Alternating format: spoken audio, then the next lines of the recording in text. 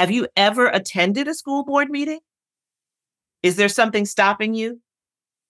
Have you ever attended a city council meeting? Or do you just complain? Small doses, self-help from the hip. Small doses, we're talking that shit. Small doses, and keeping it real. Small doses, with me and Amanda Seals. It's so funky. Y'all, I consider it like a huge privilege and also a testament to the fact that I have been a lifelong teacher's pet. Anytime that I get to be in conversation with one of our great Black intellectuals. Last week, you got to see part 1 of Side Effects of Civil Rights with Sherrilyn Ifill, Esquire, the current Vernon E. Jordan Jr., Esquire, endowed chair in civil rights at Howard University. And also, she is not only a law professor, but she's also the former president and director counsel of the NAACP Legal Defense Fund. Side note, at one point, they were trying to call it NAACP, and they were really like trying to tell people like we should stop calling it NAACP and it should be NAACP. And I was just like, I mean, I don't know. I don't feel like this is necessary. I think we all think the AA is strong. The NAACP sounds like AA Ron. Like, that's what that sounds like to me. It's just insubordinate and churlish. All right. But we decided to make this a 2-part episode because, honestly, Miss Sherrilyn's commentary is so robust. It's so dense, but it's so necessary that I was like, they need a break. They need to come back the next week. So that's what we did. We have brought you back this week for part 2 of Side Effects of Civil Rights with Sherrilyn Ifill, Esquire. Now, in this conversation, we continue our speaking about civil rights, but she really, really delves in even more into why voting is so important, particularly in this election. And I think that's something that a lot of folks are not really grasping. I think there's a lot of I don't even want to say delusion, but there's some distortion that's happening around this election that is really not grounded in reality. It's more so grounded in a misdirection of where we were to how we've gotten to here. And thankfully, we have the genius of Miss Sherrilyn to guide us, And when it comes to, the conversation around civil rights, and how that is affecting us now in 2023, she really walks us through two of the major civil rights issues that I don't know that a lot of people even consider to be civil rights issues. I think that's what's so important about this conversation is that I think so many of us have really, myself included, we have had a disservice with our education in being able to properly identify things, and thus we're not able to properly fight. We're not able to properly refine our rage in the right direction if we don't know where things are placed in the landscape. And as we move forward with this time, I cannot stress enough to all of us out here that this is not a simulation. I know people say that really jokingly, right? They say, oh, it's like, this is a simulation. It's like America season 2. No, it's happening. We are the thing happening. We are the history that we have read about and learned about and had all these, pontifications and thoughts and commentaries about, all these opinions about. We are it now. And I think some of us didn't realize that that was even possible. And we didn't realize that even when it wasn't crazy, we were it then too. And so, the work that I'm doing right now is trying to really wrap my head around how I can be as much service to y'all as possible in these spaces, whether it's on Small Doses, whether it's on stage, whether it's on in Amanda We Trust, my documentary, whether it's on the radio with the Amanda Seals Show. I'm desperately trying to figure out how to wake all of us who are at least connected to me up. I feel like if I can get at least my consensusing, then they will add to their consensus, and then their consensus will consensus, and it'll be a whole consensus fest. We need Consensus Fest 24 to pop off. You understand me? And so that happens with curiosity, with intellectual effort, and with love and empathy. Hearing her talk about how empathy has been attempted to be squelched should awaken for all of us that we need to really lean into our empathy as a weapon to fight this oppressive effort. And that is something that a lot of America has been trying to stop, but so many of us have been actually doing already. So even if you're saying to yourself like, oh, this feels like more work, baby, you were already doing that work. This podcast right here is so much about empathy all the time. So if you're listening here, you're already on the right track. And we got to get on track and we got to stay on track. Okay, we got a Sha'Carri to. And I will say it till I'm blue in the face in the hopes that we don't become blue in the United States. Ooh, still got jokes even though we're facing fascism. Let's get into the episode. George Floyd's murder. Those of us who've been around long enough know that police violence has been going on forever. This is an issue we were intensely engaged in during my leadership at LDF. George Floyd, the video comes out and it touches, us all in a very particular way, not because we haven't seen Eric Garner, not because we haven't seen Walter Scott killed in that park, not because we haven't seen Tamir Rice killed, not because we haven't seen John Crawford killed in the Walmart, not because we haven't seen Sandra Bland pulled over and treated that way by that officer, not because we haven't seen Terrence Crutcher killed after police say he looks like a bad dude, not because we haven't seen Alton Sterling killed in Baton Rouge, not because we didn't see Philando Castile bleed out in his car in St. Paul. We saw all of that. And then we saw George Floyd. And we watched for 9 minutes this man tortured and murdered by an officer who was so chill, who was so certain that nothing would ever happen to him, that he knelt on this man's neck for 9 minutes with his hands in his pockets, surrounded by people filming him. And it struck something very deep. It struck something so deep that it struck white people. It struck everybody. Right. And globally. we ended up globally, and we ended up having what were the largest civil rights protests that this country has ever seen beyond the civil rights movement. In all 50 states, we had protests. Yeah. And we had them around the world. It was a powerful show of solidarity. Now, many people will say, where did that end up? And so on and so forth. But I want you to understand two elements of this. Apparently, they were concerned about it because we have seen more anti-protest laws passed since the George Floyd protests. Right. That's number one, including, you'll remember, the Florida governor who signed a law that said that empowered people to have a defense if they ran over protesters with their cars. To Satan. Mm-hmm.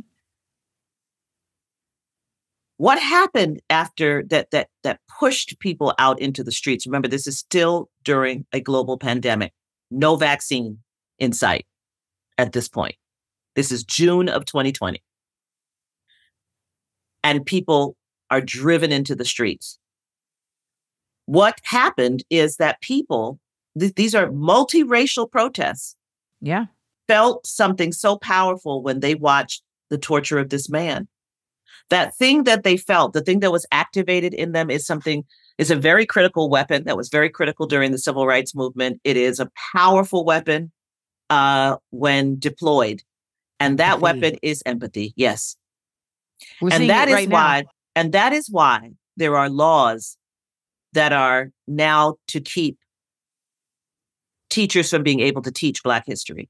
When you look at the statutes themselves, Amanda, what they say is that students cannot be taught, that teachers are forbidden from teaching materials and subjects that may make students feel shame, guilt, or discomfort on account of race. Shame, guilt, or discomfort on account of race. What they are doing is they are trying to interrupt empathy. They are trying to interrupt that feeling that you have when another human being suffers. And that's a very dangerous thing, to interrupt empathy. But empathy, we learn it actually very often from reading, because we're reading about people in circumstances that are not like our own. And this is how we learn to feel as human beings for human beings who are not like us. And I talk all the time about reading the Diary of Anne Frank in the 6th grade. And I think I felt something that I would call guilt, shame, and discomfort not because I did anything, but as a human being. So again, that is a response.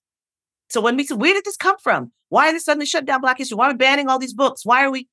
Because they saw the power of that empathy and it scared them. And so again, if we don't diagnose it right, then we'll think, see, protests don't do anything. Marching doesn't do anything. Well, apparently they think it did something. They're literally building cop cities. Okay. They're literally building Disney World's training grounds for cops specifically to train them to suppress uprisings. So why would you need to do that unless you feared those uprisings? And so I think the important thing for us is, I'm not saying that's all we need to do. We need to obviously do a lot more, for sure. But I want to be careful about the diagnosis, because I don't want us to think that we are reacting to them. People say to me all the time, we're all so reactionary and they're so strategic. And I call on that. Actually, we're strategic and they're responding to us. And if we're not careful, we will stop doing the things that actually are powerful, because we'll think, oh, it's not going anywhere. Well, then why did they put all this effort into responding to it? They're responding to it precisely for that reason. And so, yes, we have to have more tools in our toolbox. But why are they scared of people standing online for 9 hours? And then ask yourself about, voting doesn't work when people say that. Like, are you really voting? And I mean this. I mean, like, this year, are you voting? Because this is not a presidential election year. Wait, because I need to I can't even let you just run into this. Because I'm kind of like losing it. Ms. or Mrs. I can't call you Sherrilyn. I can't do it. You have to do it. You have to do it. Too much respect. Miss Sherrilyn. Okay. All right. I'll take it. Yes. That feels kind of auntie-like, right? I'll take Miss Sherrilyn. Yes. Miss Sherrilyn. That feels very West Indian too. So Miss Sherrilyn, I am deeply concerned for what we're stepping into. One, because I have more of a empathic response than an actual informed response to what's coming. So I'm trying to become I'm trying to engorge myself with information so I can truly have the academic and intellectual grasp of it beyond just my feeling. But I think there's also a just genuine, we're dealing with complacency, because we have people who are also like, what's the problem? Then we have apathy, but then we have really bold inaction. It's not even apathy, because apathy is I don't care. Yeah. But then there's people who are like, no, I very much care and I'm not going to vote because I care. And they feel like they're standing on a moral ground that I consider to be a house on sand. And when it's related to, Joe Biden's response to the genocide in Palestine, they feel very empowered, and I understand Arab folks feeling this way, but I've seen this amongst the Black community particularly, who are like, I'm done. I'm not voting for anybody. That's it. And I don't think that it has anything to do with my understanding of things, because I know that voting doesn't matter. And it's not going to do anything anyway. So there's so many layers here that I genuinely don't know what to do. So I have a spanking for everyone on this point. I'm gonna sit back. So let me start with just when we talk about voting, what we are talking about, because this is, I think, where even those of us who are informed have created a kind of hierarchy as though we are completely on point when in fact we are not. My concern is that when I say, are you voting? What I mean is that most of us consider ourselves voters people who say, I always vote. They mean every 4 years or even every 2 years. They mean that they vote for the president They vote for their governor. They vote for their senator. They vote for their mayor. The rest of the offices, not so much. As a matter of fact, sometimes they go into the voting booth, and we've all done it. Mm-hmm. You voted for what we call the high salience elections. You voted for the governor, and you voted for your senator. You voted for your representative. You voted for your mayor. Then it said sheriff. And maybe you skipped it. You didn't know who either of these usually guys were. And then it said judges of the Court of Appeals or district court judges. And it said pick 3. And maybe you skipped that one too. Or maybe you just voted for the sheriff that had the D next to his name or the R next to their name or whatever floats your boat. But you have no idea. They like the name. You will vote because his name is Wild Bill Jones. Yes. Okay. And so, but you consider yourself a voter. You don't vote for most of the offices on the ballot. And you certainly don't vote in an informed way for most of the offices on the ballot because you don't, even if you cast a ballot for those races, you don't even know who those people are, what positions they take, or what the office does. You don't know that the Railroad Commission in Texas sets the oil and gas standards and stewards all of the public resources. You don't know what your Public Service Commission does. You don't know that the probate judge in Alabama actually is the judge that then I have to tangle with on election day because they cover elections. You don't know what these offices even do. So you don't know you don't know that the sheriff is the person who evicts people. And so you are voting out of some kind of superior sense that you are a participant in the democracy. Right. And so I'm talking to us's now. Okay. I'm talking to, and I say this all the time when I'm talking to, my Delta sorors, but like, we have to get serious about this thing. Before we even get to just so you know, my producer is your soror, so she had a little. Hey, soror. So before we even get to the people who don't show up on election day, let's talk about the people who do show up. We as Black people on election day with everything to lose or gain from almost every office on that ballot. Now everybody wants to pay attention to school board elections. Now that the crazy white right-wing people have taken them over, right? What stopped you from voting in an informed way for the school board? What stopped you from running for school board?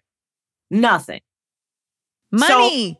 So, wrong. School board elections are low salience elections. No. When I say money, I mean people feel like if I have money, I'm busy. Like I really feel like that's what at least the people that I know that are intellectuals that have like professional positions, like they really be feeling like I'm busy. Like I have things that I have got to do. But we don't. But those don't have to be the people who run for school board elections. And you see it now. You see, now that people have woken up, you see parents running. Thankfully. Parents can run. Yes. And so I'm just saying it doesn't have to be. I'm not even preaching to the super wealthy and well connected. I'm saying ordinary people have a role to play, and we don't, there's no tool that we can set to the side and say, I'm not going to use that one as Black people.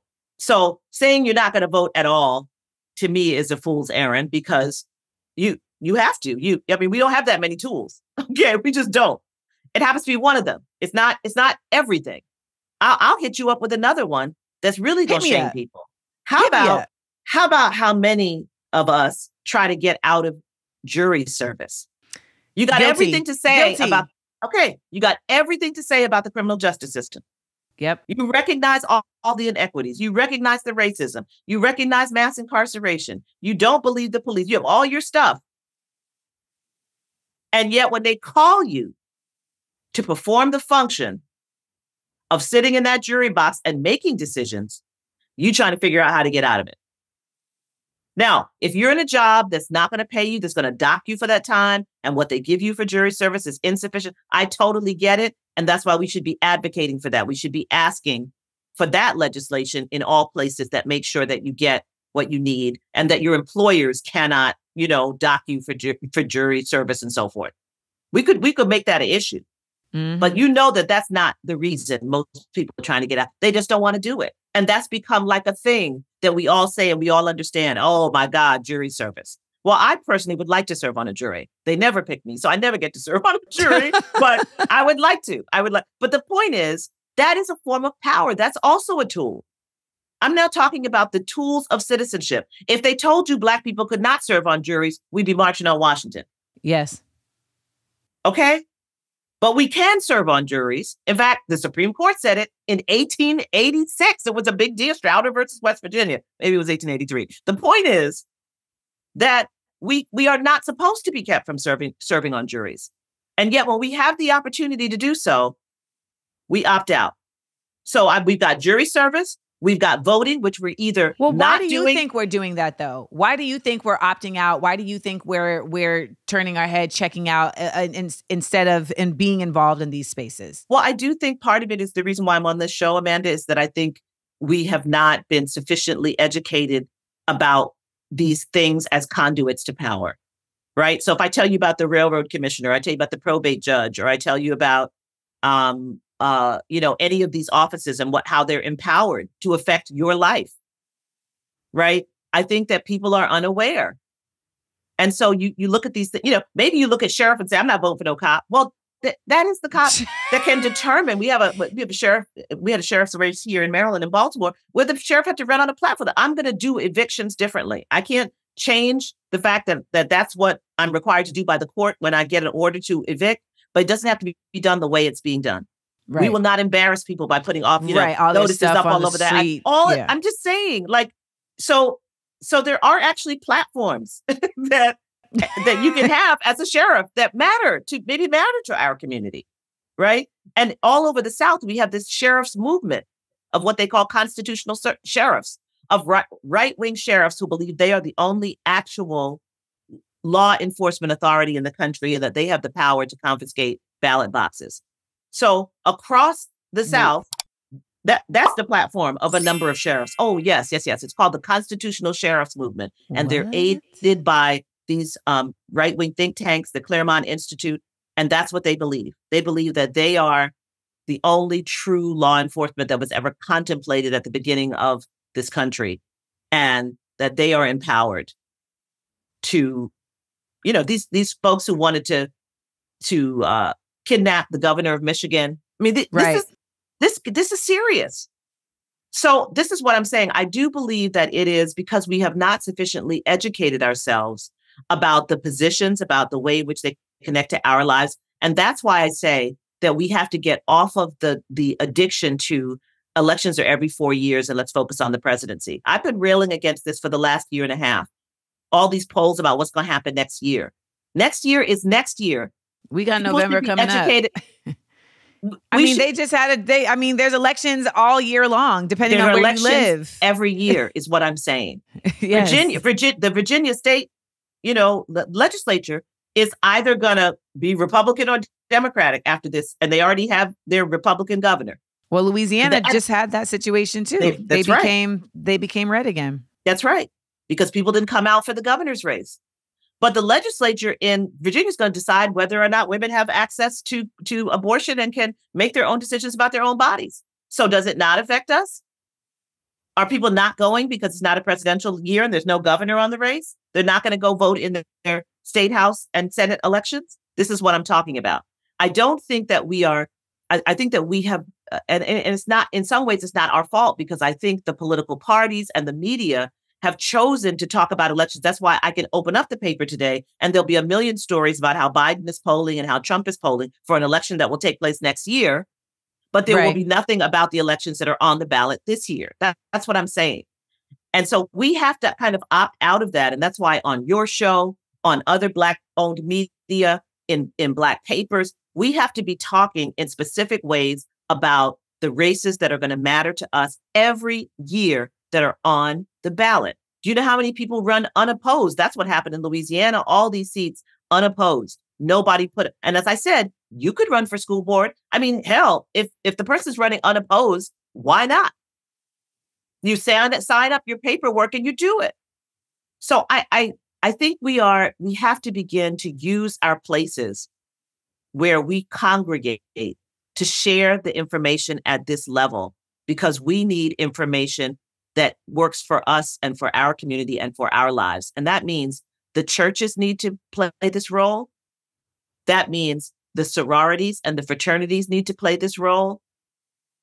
That means that every place where we gather needs to have that information. And so I think what we are suffering from is the lack of conduits to the kind of information we need to vote with power and to exercise that vote with power, to explain why jury service is important and why you should not turn away from it.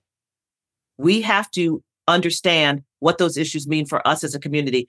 And the truth is, when your child gets arrested, the person you're most concerned about is not President Biden.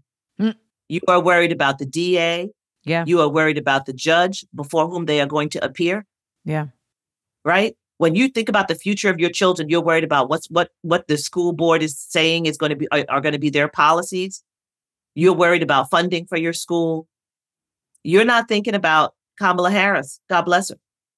So I think the ways in which we have been trained to think, it's not that obviously the president and the vice president and your governor, that is powerfully important for your life, but so are these other offices.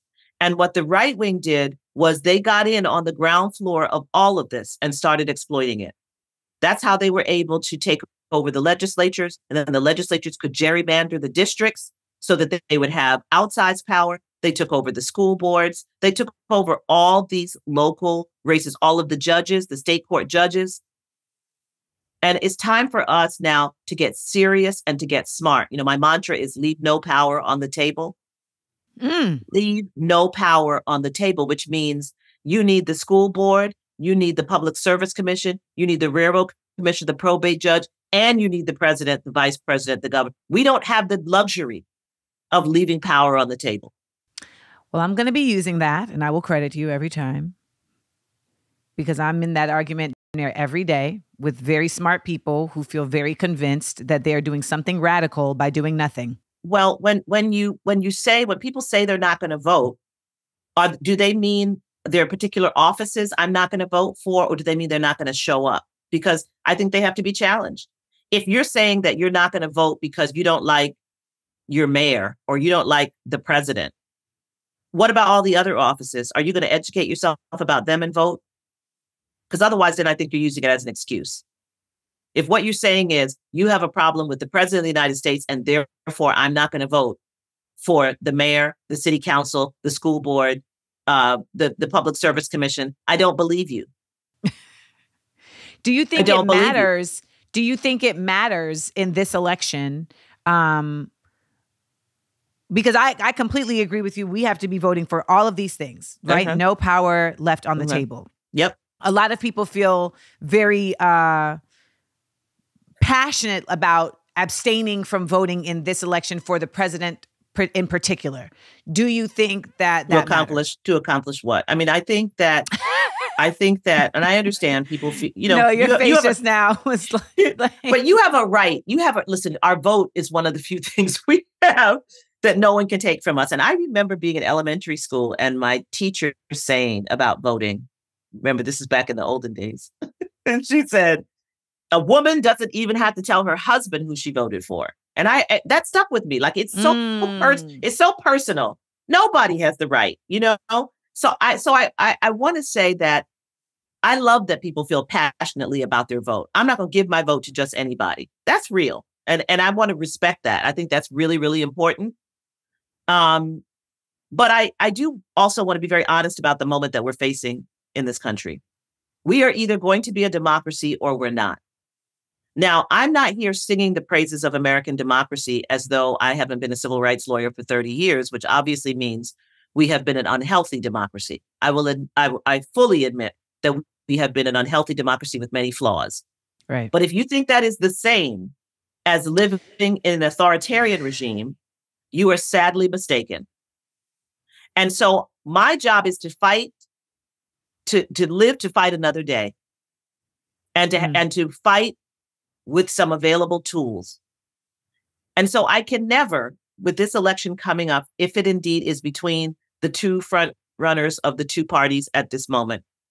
I could never sanction the idea that in order to feel that you are fully realizing your personal displeasure with some of the policies of a candidate who was otherwise at least committed to democracy in this country, that you would then withhold your vote with the knowledge that it might produce the election of a cruel, self-absorbed, immoral authoritarian.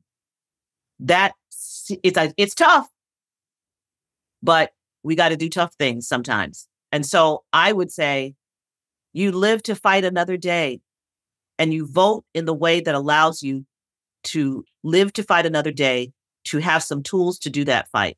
Because if you think that it's the same and they're all the same, you are sadly mistaken. You're uninformed. And you have to look in the face of your children, and you have to look in the face of your grandchildren 20, 30 years from now, when they're living under an authoritarian regime, when they're jailed, or just, working like a cog in a wheel.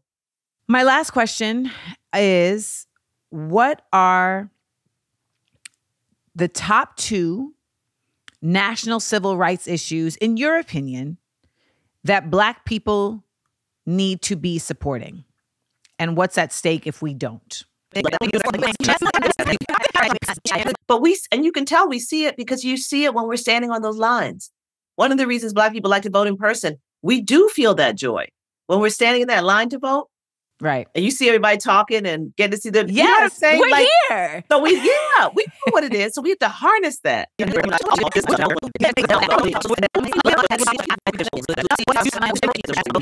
Y'all got to vote for Obama, and now y'all actually think voting for the president is like a thing. What are you talking about? Yo, that's it. That's the code crack. Can we use this? You can. Thank you. Damn. People voted that's for why. Obama. Where are the flowers?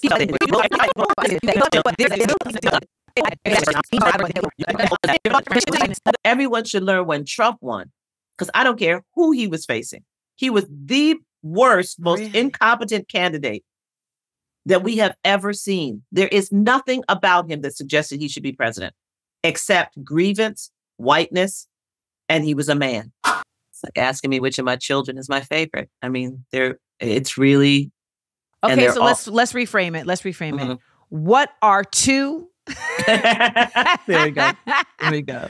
What are just 2? Not top 2, just 2 that are up there. I'll just pick 2. Oh, goodness. Let's see.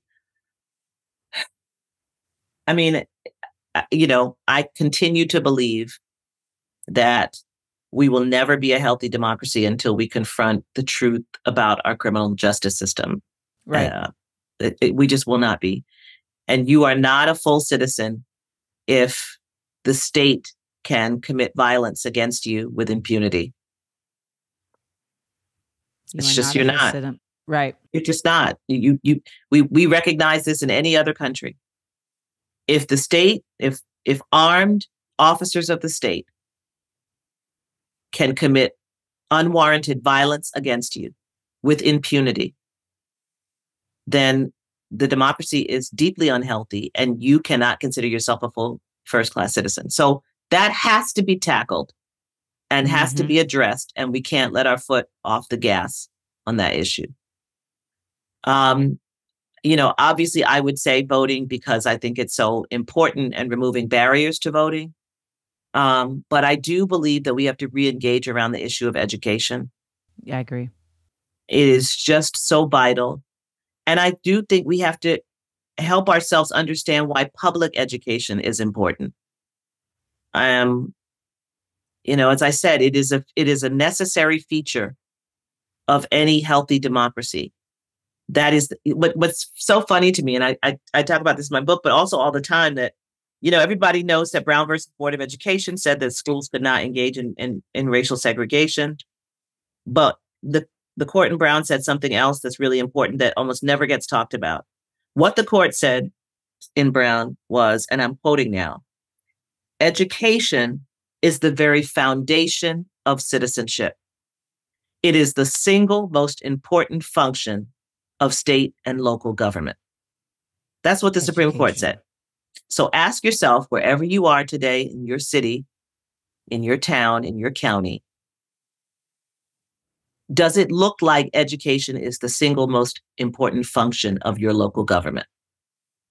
From what you can see of the educational system in your city or your town. Does it look like that in terms of budget allocation? Does it look like that in terms of infrastructure? Does it look like that in terms of teacher pay? Does it look like that in terms of support for students, including disabled students, including students who need language assistance? Does it look like education is the most important function of your state or local government? Because the Supreme Court said in 1954 that it is, or should be. What do you say to people who say, well, I'm not voting because it doesn't matter. They're going to do what they want to anyway. Look at the Electoral College. Well, so here's the thing. Now here I'm with you. My view is that this is what this election stands for me. This election stands for, on the other side of it, presuming that we are not an authoritarian regime, it is time for us to reimagine this entire democracy. And that's correct. What is driving me to Howard Law School, where I'll be opening a 14th Amendment Center on Law and Democracy next year, and where I'll be teaching a course called Reimagining American Democracy, the 14th Amendment. Amazing. It is not just a history course. It is about reimagining at this time the new democracy that we want.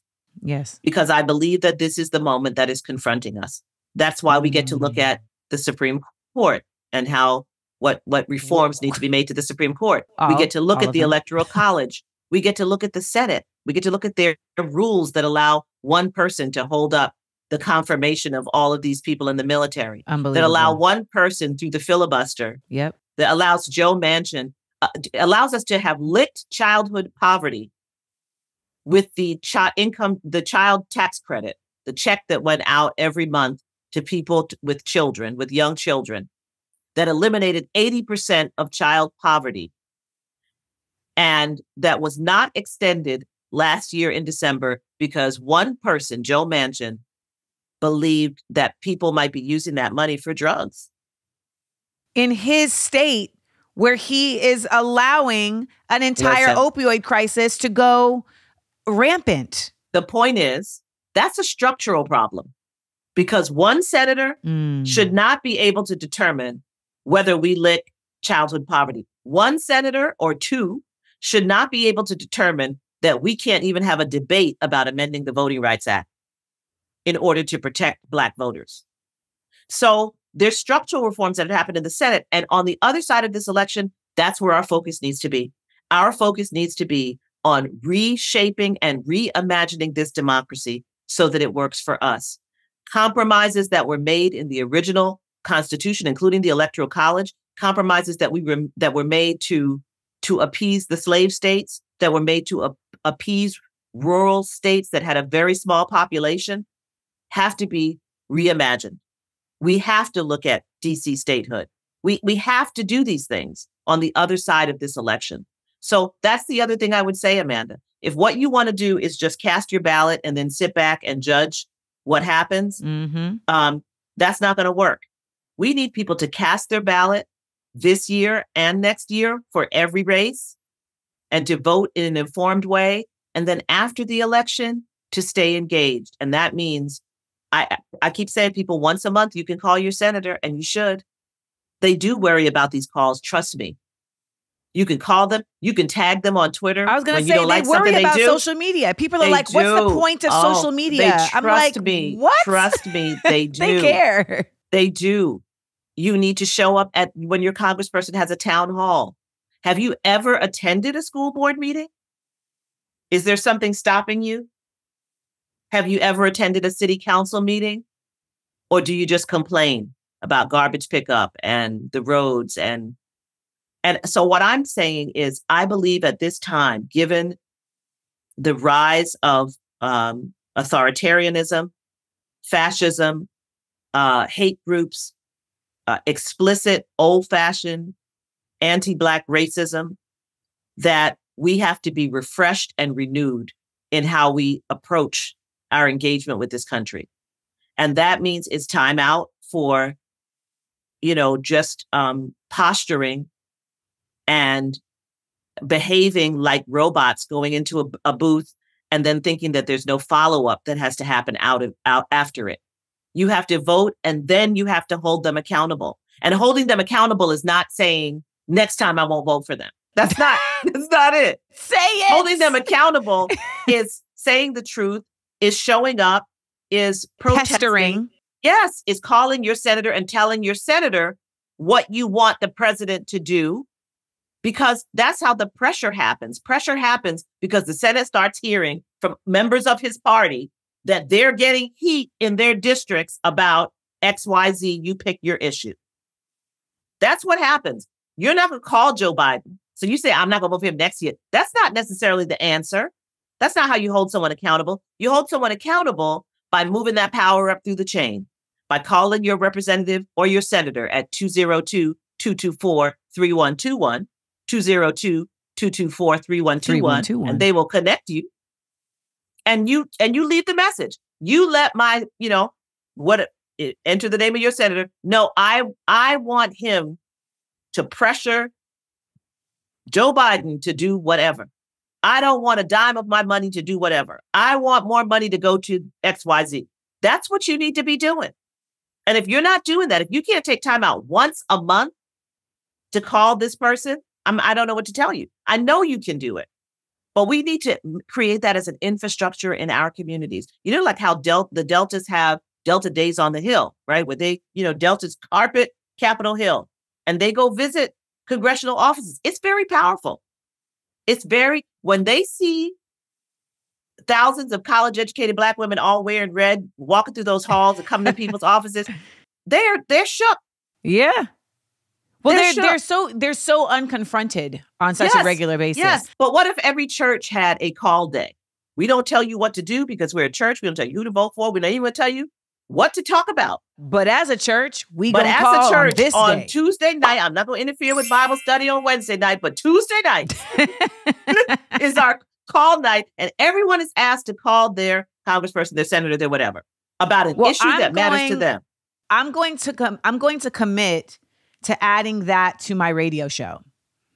Great. I'm going to commit to adding that effort to my radio show. Great. I have been really trying to figure out how to, try to create action items and actualize, the shift of bringing civics into our culture in a way that people feel like it just doesn't have a place, even though we know for a fact that it has had a place in our culture. The only reason we have what we have is because we emblazoned civics into our culture and made it a part of our community, Yes, values. That's why we stand on the line for 9 hours. That's why we do it, because we actually do know. And I'm just saying, I'm pushing us to go the next level. That when you get in that booth, we have to. It's every office. That's what I'm saying is every generation of Black people has to be responsive to the moment in which we find ourselves, as our forebears did. Can you say that one more time? Can you say that one more time? Every generation of Black people has to adjust ourselves. That is to meet the challenges of the moment in which we find ourselves. Yes. Our forebears had to do it during periods of slavery. They had to do it during Reconstruction. They had to do it during the Nadir. The Nadir is that period that is regarded as the lowest period after slavery for Black people. And do you know what we did in the Nadir? We created and strengthened Black institutions. Yep. Many of our sororities were created in that period. Many of our churches, many of our HBCUs, the NAACP, we created things that later came to be anchors for activism. So whatever generation we're in, the generation we're in is one in which we are confronting rising fascism, in which there is global fascism and a global authoritarian movement, right? In which the rise of fascism has meant that many people don't care how we look to the rest of the world. I was going to get to that. We lost that. We've lost that piece, right? So we have to meet our moment, and our moment requires a higher level of citizenship than the ones that even those of us who consider ourselves engaged have actually participated in. And that means that even though last year you didn't want to do jury service, now you do have to do jury service. That means that before election day comes, 2 weeks before, you go on ballotpedia.com, BALLOTPEDIA, ballotpedia.com, and you put in your zip code and they will tell you everything that's on your ballot this year. They will tell you who's running for those offices and what the job of the office is. That you will do that. And you will do it a few weeks before, because Sunday afternoons, what you're going to do is you're going to come home and you're going to spend an hour getting yourself ready for the election. You're not just busted up in the booth because you know who's at the top of the ticket. You are actually educating yourself about who is on the ballot and what those offices mean. And if you are somebody who's so frustrated and feels like you just want to get involved, you're going to go on runforsomething.com. Runforsomething.com. And you're going to work with this group of people that is training people to run for office, and that's helping people understand what offices they can run for and helping them do it. So you're going to just go to that next level because that is what is being required of us in this moment. Because they are trying to run the tables. They want it all back. And if we don't get serious about how we're going to engage this moment, we are going to be handing to our children something worse than was handed to us, which is a betrayal of our ancestors.